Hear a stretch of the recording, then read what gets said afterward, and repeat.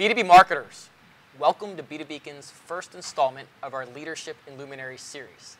I'm Thad Kalo, your host, CEO of Business Online, and Chief Editor of B2Beacon.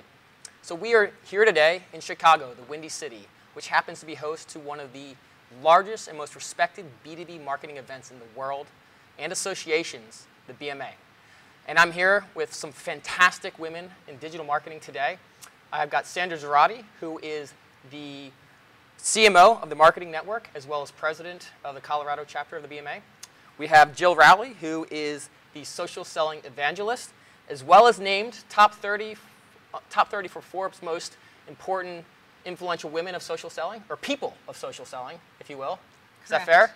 Number 3 out of the top 30 and the only woman in the top 10. Well, there you go. Not to be, obsessive well, about it. That's why you're here today. And we have Carla Johnson, who's president of Type A, which is a content marketing agency, as well as a BMA national board member. Type A Communications. Type A Communications. There we have it. Ladies, thanks for joining us today. This should be an absolute pleasure. So the premise is this. Account-based marketing is hot. It's on fire in the B2B marketing world. Everyone wants to know how to do it and what it's all about. So my question to you is, first and foremost, do you see the fever that I see around this notion of account-based marketing with the folks that you interact with on a daily basis? Sandra? Yeah, I think we're so overwhelmed by content which has gotten out of control.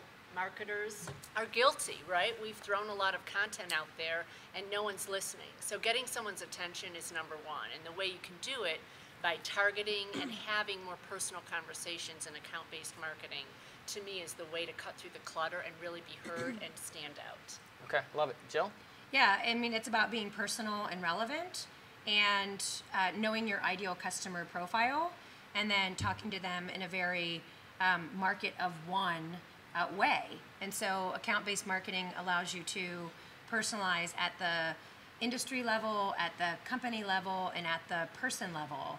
And I think it's a brilliant way to create markets of one and to personalize the communication to your buyer. Carla, if you would do our audience a favor and in your own words, how would you define account-based marketing? I see it as a change in philosophy of how we interact with our customers. So it's not just about a group of people selling products within a company. So it's looking at that company holistically as a customer. And so you're approaching them with one type of message and as one company rather than this sporadic right hand doesn't know what the left hand is doing kind of thing. Sure. And creating disruption in that way. It's much more of a relationship building with the group from your own company with your customer's company. So let me grab that concept and peel it back a layer deeper. So I think one of the things you hit upon was this notion of alignment. Right. Organizations have to be aligned around how they're going to actually sell and engage with the customer base. So I'd love to hear from your experiences where we're finding, first, the dysfunction specifically around sales and marketing and alignment, and then second, where you've seen it to be successful and what are the actual conversations people are having. And maybe I'd flip that right back over to you. Sure, and I think one of the biggest situations that account-based marketing helps is that if you're going to be successful at it, you have to understand the business goals and objectives and strategies of your customers, right? So in order to do that, you have to know, and you have to talk beyond just what it is you sell and what you do, but the difference that you're making. So it requires sales and marketing people to have a different perspective about the work that they do. They have to be able to talk on a business and strategic level, not on a product and service level. So if I could pull that thread, it's almost leveraging the word of empathy. You have to truly understand what's the needs of your customers before you actually begin to pitch anything in front of them. Agree, disagree? I agree. I think that, though, the alignment in account-based marketing between sales and marketing has to happen sooner. I think a lot of us think in terms of the funnel, and at the top of the funnel there being suspects, converting them to prospects, and once they're a prospect, handing them over to sales to qualify an opportunity, and then sales goes and closes the deal. But from an account-based marketing perspective, sales and marketing have to actually align at the top of the funnel and together bring that buyer through the buying process at every stage. I think account-based marketing really helps sales come in early and really create some of that messaging mutually with marketing, and it also means that marketing's job is never done in bringing that buyer to become a customer and ultimately an advocate. You agree that marketing doesn't really ever leave the room in this case, which they shouldn't anyway, but I think this is showing them how much more important it is to stay as a part of the conversation through customer and retention. I think marketing and sales alignment comes down to this. 5 years ago, marketing owned 30% of the funnel, the customer engaged, it was given over to sales. Today, it's the exact inverse. Marketing owns 70% of the progression through the funnel. You don't even know customers are looking at your stuff, and then it gets handed over to sales. Here is the opportunity for marketing and sales to collaborate in really new ways, because there's so much more focus on inbound marketing and using content to draw people to you, but it has to be the right content based on 160 or 360-degree view of that person, or at least your best guess to start, and then you get finer and finer details. So I think it's about a new opportunity to collaborate between marketing and sales. They have forever had their challenges with connecting, and now is the time, from my perspective, for that to happen. What have you seen, Sanders, in terms of the most successful type of language when you see two sales and marketing executives discuss their objectives and their mutual goals? Like, what are they actually saying? Well, you know, it's interesting. A few years ago, I heard the CMO of Samsung talk, and she said, you know what? My sales leader keeps saying, I need sales support, I need sales support, I need content. So I went to my CEO and said, I deliver sales support. She leaned into the wind, delivered what sales needed, and then was able to progress the relationship to do maybe some more sophisticated things that say, okay, it's a longer term path, but I've got you covered in front of the customer. Now let's work together on the prospect and how we attract new prospects into the pipeline. So to me, it was really meeting the sales leader at their point of need before you go into trying to go for a longer pipeline. So give a little first. Carla? Well, I was going to say, I think that's ideal, but I don't think that's what marketing people are doing right now. And I've seen the statistic about marketing owning 70% of that funnel, but I don't agree that that's what's happening with marketing. I think they are still very much top of funnel focused because they don't want to take accountability for that middle of the funnel, and I think they're stuck. And I still think that's a big part that's underserved. And I think marketing isn't yet willing or maybe able or feels comfortable with being was stepping up and taking ownership of that middle. So is that a notion of risk aversion? Are we as marketers afraid to put ourselves in the direct target to business outcomes in terms of revenue or margin? You know, I had a great conversation with Jeff this morning. He said not only should we be in the direct line of revenue, but we should also be in the direct line of margin. Jill? Yeah, well, here's the thing. I think if compensation models change, I think behavior is going to change. Show me the money? Is that what I'm hearing? I think it's show me the money. And I got really passionate this morning in my pre-conference session around social selling that marketers are severely underpaid. If you do agree or believe that buyers are 57, 67, 77% through their buying process before they engage with sales, and that's completely opposite of what it used to be, why are we not shifting compensation from quota-carrying salespeople now only managing 30% of the buying process to marketing managing 70%? And I am on a mission of transforming how we compensate not just marketing and sales and moving some of that money from sales to marketing, but also compensating everyone in the organization who contributes to customer advocacy. Let me ask you this. And if I were to channel Ian Heller, who's here this morning from HD Supply, he would say that only works, and I like this point, that only works if you're willing to be fired if you don't hit your quota the same way a salesperson would. Like, you're willing to take that responsibility and risk, if you will. Absolutely. But I think there's a point where marketing has not had to have that responsibility of quota that sales has had before. And so what they do, stumble, fall, fail miserably, there's not the same consequences for marketing and sales. There isn't. Yep. Yeah. And maybe is it, should there be? Actually, maybe that's my question. Should there be? But there has to be a longer term approach. So there has to be a longer term perspective. And that's what's been so hard about even me evangelizing social selling, is that this is about building relationships, using social networks, and relationships take time. Nobody gets married on the first date. Usually I say gets laid, but you know, I didn't think that would be appropriate for your Well, interview. here we are, and it's been said. So. Oh, it was said, that's right. And captured. Oh, yeah. And captured. But it's about building relationships. And And when you are a salesperson and you have a quarterly or even a monthly number that you're held accountable for, and you only have X numbers of quarters that you can miss your number before you're fired, then we focus on the close and not on the advocacy. We focus on the commission check and not on the advocacy. And so I think if we're going to move into a new world where we're more equally compensated for the risk and the reward, Sure. then we have to actually step back and have a time period for We need adjustment. patience and understanding that there's going to be latency to those these new responsibilities actually panning out in terms of business Right, exactly. outcomes. To Jill's point, you can't change behavior when you reward on something else. Yep, no, that's a great point. So let's pivot for a second. And there was something that actually you mentioned, Sandra, around content, and content being a huge part of what is B2B marketing these days, and shifting from advertising to publishing. And I think the most important piece there is insights. How do you find the insights you need to develop the content that's going to be successful in account-based marketing? What do we do?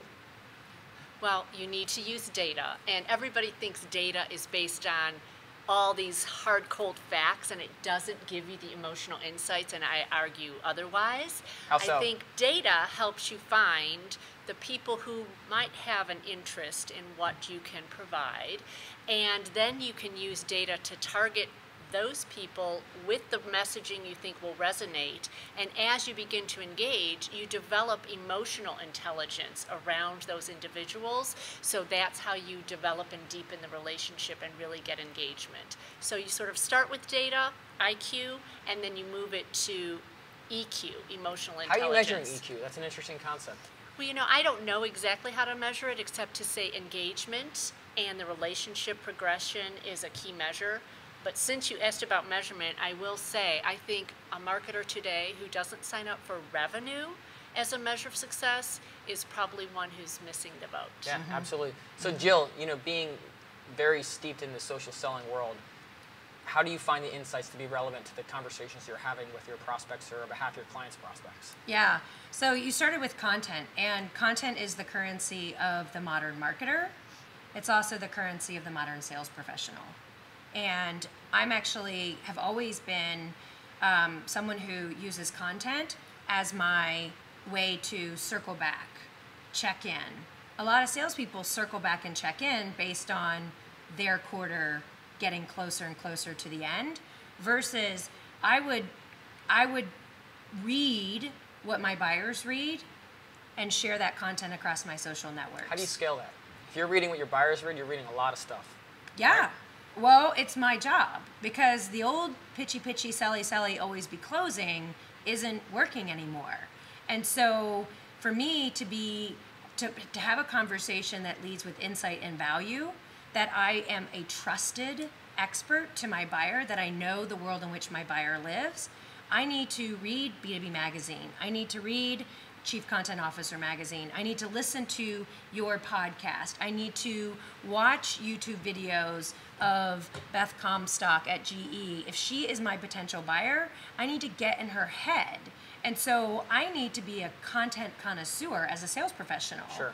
And marketing can really support sales people in this initiative. But my big question to that is, and it's hard to argue that you want to be digesting what your prospects are digesting so you can understand their frameworks and their mindset, but can you scale that? Can you deliver that if you're a rep that's in charge of 100 accounts or 50 accounts, where that may be? Does that notion of social insights scale, Carla? Well, I think it depends on how you look at it. So 90% of the content that marketers produce is never looked at, never seen by sales or the customer.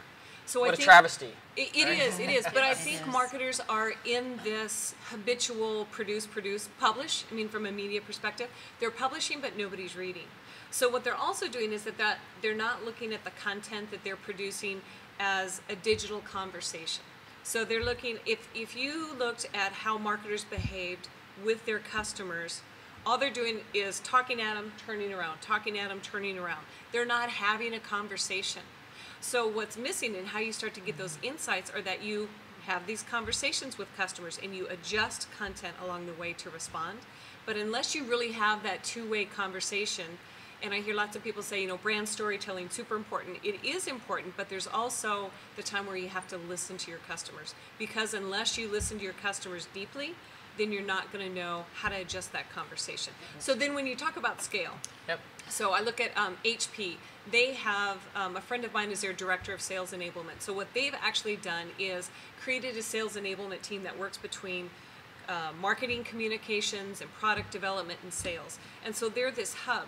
And so when sales says, I need something, instead of having the salesperson spend time looking for it, they actually have this sales enablement group go out, put it together, because they see the value of having someone on this team put together all of this information on a scaled size and delivering it to salespeople rather than taking those salespeople out of the field to put it together. I love it. So when we're hunting down these insights, are we looking in the right places? Are we looking at the right information? Are we having the right conversations? And my question would be, where have you seen it to be very successful? Where have you seen people really nail that salient insight that makes for a successful account-based marketing campaign, if you will? Well, it's really complex, as you're indicating. Yep. I mean, you can have, we started out with database data, and now we've got all the social listening tools and all of this non-conforming data to sort of roll into the picture. And I think the only way to do this feasibly is to really do it iteratively. So the concept of agile marketing is really popular just because of that. Mm-hmm. So it's a continuous improvement. You take some data, you make your best guess. You send the content you think will engage, and you start the conversation. And every time you have an interaction, you're going to be smarter and smarter and learn more, and you can append your database and really hone in on what engagement is really working on a specific person-to-person or account-by-account. Yep. Well, let me ask you this then. You know, I think we mentioned the notion of conversations or engagement a number of times. Why is it so hard for marketers to listen? You know, because if the key ingredient to engagement as a conversation is listening, why don't we listen better?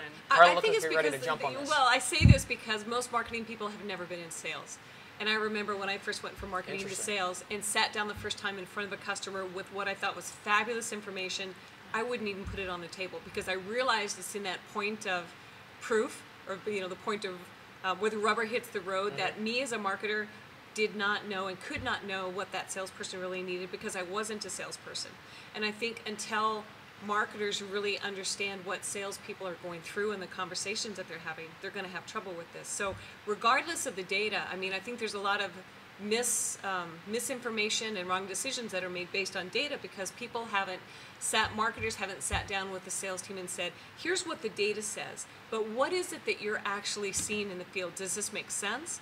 Is what the numbers telling us look accurate? What are you hearing? I mean, it is those old-fashioned, let's sit at a table and have real people kind of conversations about what's going on with salespeople, but also with customers. Because when sales is that in-between between the customer and marketing, there's a whole lot that sales doesn't hear that marketing needs to hear that's missed, and it affects performance. Yeah, no, that's a great point. Jill, seems to... Well, I think there's the element of listening requires technology, and technology doesn't do anything without an operator behind it typically, right? So we're seeing marketing becoming overwhelmed with the number of tools and platforms. There's Scott Brinker, he's actually speaking at the conference on Friday. He has a chief marketing technologist blog. He's absolutely brilliant, and he's been this graph of 948 or 966 technologies that marketing has to manage today. That's up from 100 3 years ago. Mm. And remember, marketing used to be more messaging and branding and creative and colors and content, not technology and process and automation and scale. And so marketing to listen effectively across the social web, you've got to use new tools, which probably means you need new people on your team with different skill sets. I think sometimes it's just a lack of the right resources to do the actual job that needs to be done. Even the understanding of what resources are necessary, asking the right questions. I think you have to know the job that has to be done first before you know the resources that you need to do. Sure. Okay, slight pivot. Sandra, tell me about one of the most successful account-based marketing campaigns you've either executed or you've seen happen out there, and what did they do? What made it work? I can refer to one that started out as a disaster and turned into something Even that better, worked. right? That's how we learn, right? You got to fail. Yes. I love it. So there was a campaign that was run targeting CMOs, and it was with a data-driven solution. And so we sent out a campaign and got almost no response back. And what we learned through that experience was CMOs were not self-identifying by a solution that could apply to any one of them. They were self-identifying by industry. So we changed our whole approach and used industry-based research to generate content by industry, use industry vernacular, and then do an outreach to try to connect and draw people to us who are interested in that topic. So the example in that one is we did a study in the insurance industry, okay. And within a couple weeks we had one of the CMOs from the largest insurers call us and invite us to go meet with him and sit around his table with 11 of his executives. Not because we reached out to him, but because we were speaking in his language, Sure. and he connected with it right away, and he knew that we could have a conversation around what he cared about most deeply. And the other reason this worked is we talked to his customers. We said, here's what CMOs in the insurance industry care about, but here's really what the consumers are saying, and there's a gap. Let's talk about that gap and how to close that gap. Insights, relevancy, value. Right? You understood the insights at some point from the learning. You delivered something ultra relevant that had value when it landed on their desk. Yep. Fantastic. Anyone else have any good examples that they've seen from an account-based marketing perspective? You know, I like to watch what Motorola Solutions does, because what I've seen them do is they bring together sales and marketing, but they also look at PR, they look at technology, they look at research and development to really say, okay, from a marketing perspective, are we talking too far ahead of what we can sell and deliver? And if we say we're going to sell this, you know, can we actually deliver it, and what's the time frame? So I think it's very smart. It's not just sales and marketing that has to align, it's everything within the organization that serves the customer. Jill? Yeah. I can just give some generic examples of, I'm a big fan of tools like Demandbase and Bizzo, and HubSpot, in fact. I was actually over the weekend listening to their keynote from their inbound conference last year, and they created this content optimization tool that essentially, you know, the CEO, Brian Halligan, was talking about how they had this campaign, and the call to action was to drive them to the website when it was, let's just call it a suspect. And when that suspect went to the website, they got this this experience of the website, version A of the experience. And then as that buyer progressed and became part of the sales funnel, and they marketed to that buyer again and drove him back to the corporate website, experience A. And then as that buyer bought and became a customer and drove them back to the corporate website, the buyer experienced experience A. Like that website, that corporate website never changed, even though the buyer was at a different stage in the buying process and in fact to become a customer. And so now we have to start thinking about not just landing pages and pieces of content being more relevant and timely and personalized to the buyer, but that corporate website, yep. The whole entire experience. And so the phenomenal thing is that there are tools and technologies that these companies are creating to create that dynamic experience that can vary based on industry, based on company, based on individual, the buyer persona, based on whatever, where they are in the buying cycle. Yep. So the technology is catching up to the ideas that were started back, I think ITMSA is one of the first analyst companies. ITSMA? IT sales and marketing? Yes, ITSMA. Yeah. I put marketing before sales. ITSMA, and then also Serious Decisions has some great research. But the tools are catching up to the concepts, is what's happening. I have one other that I thought of, Sure. I think is a great Please. example. It's Young Presidents Organization. And what they do is pretty extraordinary. they connect with CEOs. And what they do to connect with the CEOs is they understand how can I help them in their business, in their industry, with nonprofits they're passionate about, and how can I have events for their spouses and families as they'd be interested. So they look at the individual as a total human being, and they connect on as many levels with that human being as they can. The reason I wanted to mention this example is I see B2B marketing going through a transformation. Yep.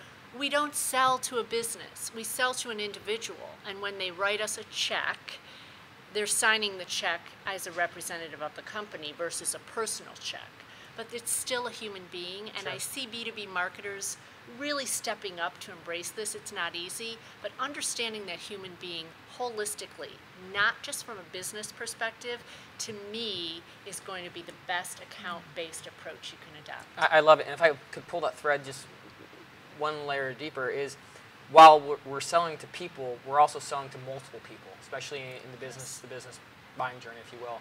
And the question becomes, how do you become relevant to every influencer in that process from an account-based marketing perspective in that buying journey at scale? That's not easy, right? What are But you have to so be what relevant. are- You have so to. how do you do it? What are the frameworks that you think about when you're planning that?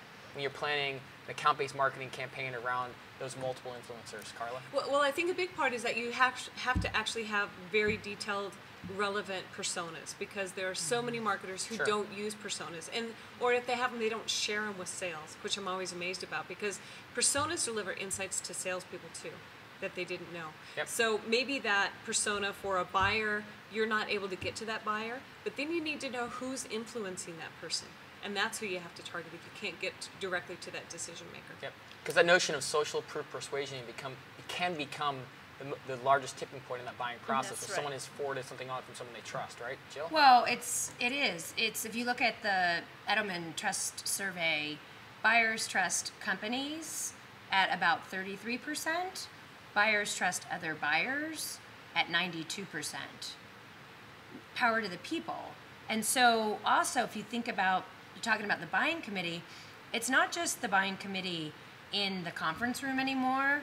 There's a virtual extension to the buying committee of people in social networks. And so I'll give an example, very specific example, where salespeople have traditionally held on to their references until the end of the customer's buying process, until the customer proved that they had budget, authority, need, and time frame, and that vendor was on the short list. Well, the reality is that buying committee, there's a virtual extension, and they've already gone out to LinkedIn, and they've searched on the 300 million members, professional members of LinkedIn, and searched on Eloqua, Marketo. Those are two different marketing automation software companies, and that buyer had narrowed it down to Eloqua and Marketo, and they wanted to find other people that had experience with both products, and then contact those individuals for their authentic endorsement or lack thereof, or differentiation of why Marketo, why Eloqua. And so the whole buying process, we're living in the age of the customer, not the age of the seller. Yep. Information is now available, and people are now accessible to buyers, where the sales and the marketing teams have lost control. And you asked, why does marketing struggle with some of these things?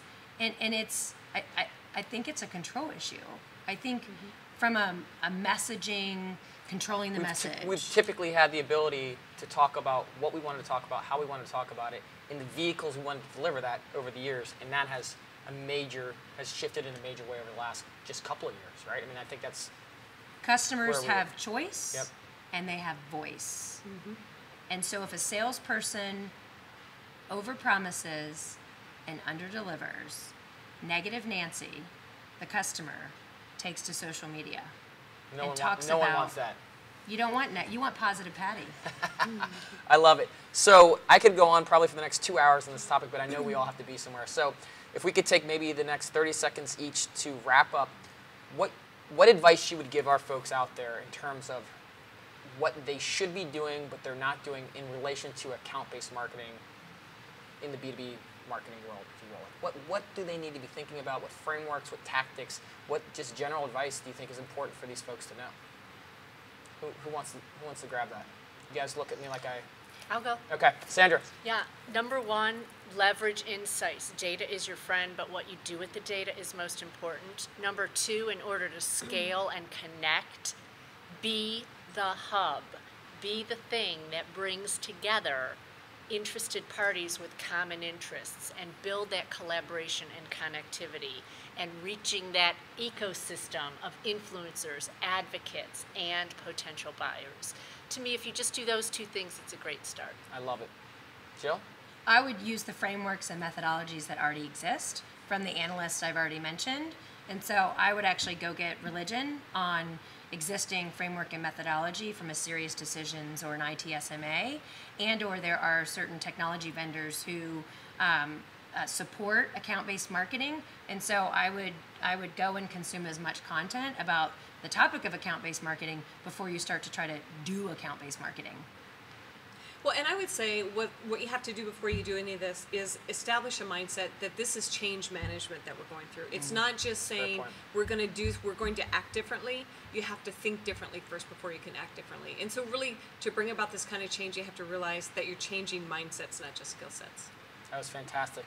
Carla, Jill, Sandra, thank you so much. Thanks, Thad. Appreciate it. Thank you, Nice Thad. job, Thank you. ladies. Thank